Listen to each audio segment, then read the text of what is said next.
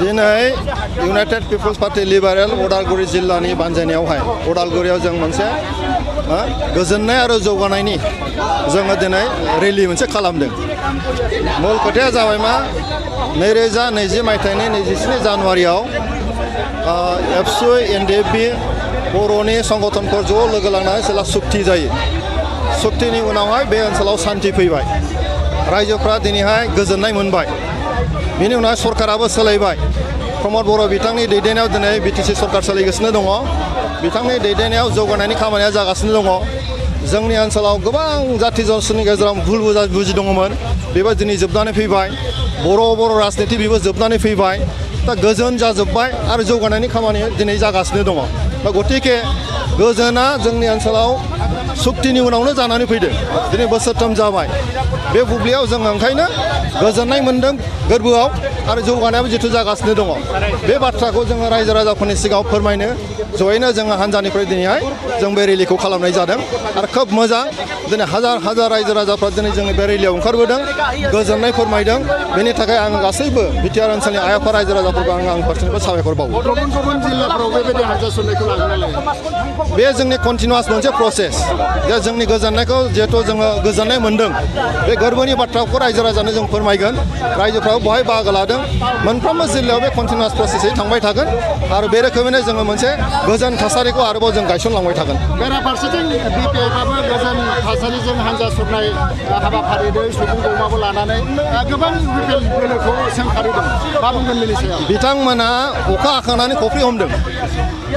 अखा बर'आव मोनसे बाथ्रा भाव दङ, अखा हाखांनानै खफ्रि हमनाय।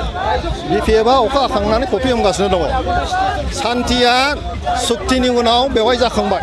3 बोसोर जाबाय दिनैहाय। 3 बोसोराव रायजोफ्रा सान्थि मोनबाय। दिनै जौगानाय जाबाय, गोदान सरकार फैबाय। जोंनि गेजेराव बुलाय सोलाय गैला। बयबो जाथि जनगोष्ठी दिनैहाय अनलायनाय फैबाय। दिनैसो 3 बोसोरनि उनावसो बिथांमोना दिनै जुदि सान्थिनि रेलि जुदि खालामोबा बिथांमोननि सिन्ताखौ नोंथाङा बुजिदो। दिनै खिन्थु जोङो गोजोना जों माब्लाबा मोनखांबाय सान्थिया, खिन्थु जों बेखौ गोजोननाय लानानै जौगानायखौ जों रायजो राजाफोर मोननो थाखाय जोङो गोजोननाय आरो जौगानाय बे बाथ्राखौ लानानै जोङो सान्थि रेलिखौ खालामनायनि बे रेलिखौ जों खालामबाय थानाय जादों। बिथांमोना जेखि बुङा मानो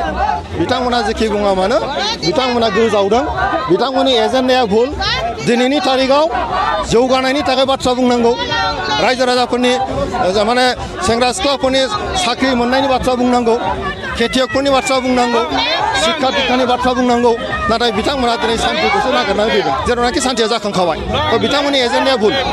माखासे बिदिनो बिपिएफ दोलोफ्रा बिपिएफ हान्जाखौ 17 घन्टायै आबसुफोरजों सन्देरफानानै गोबां बिदिनो खोथा बुंबाय थादों। बिपिएफआ आबसुफोरखौसो सलायबाय थायो होनना बुंदों। बेनि बेलायाव मा बुङो? बे राजनिति दं बहाय। बिथाङा सानदों मा इउपिएफखौ एबसुजों लागायबा बर'फ्रा भट होनाय नङा। बे परिबेसा दिनै गैला। बिथांमोना सानदों आरो ओंखायनो बिथांमोननि जे एजेन्डा बे भुल। जे समाव जौगानाय मोनबाय, सान्थिया जाखांबाय, बेनि उनावसो सान्थि नांगौ होननानै बुंनाया मिनिंलेस। आरो दिनैहाय बिथांमोना सानदों नामा जे एबसुखौ रायबा गुबुनफ्रा भट होनाय नङा, एबसु माने इउपिएफजों लगायोबा गुबुना भट होनाय नङा सानदों नामा? बे परिबेसा गैला। गतिके बेबो भुल।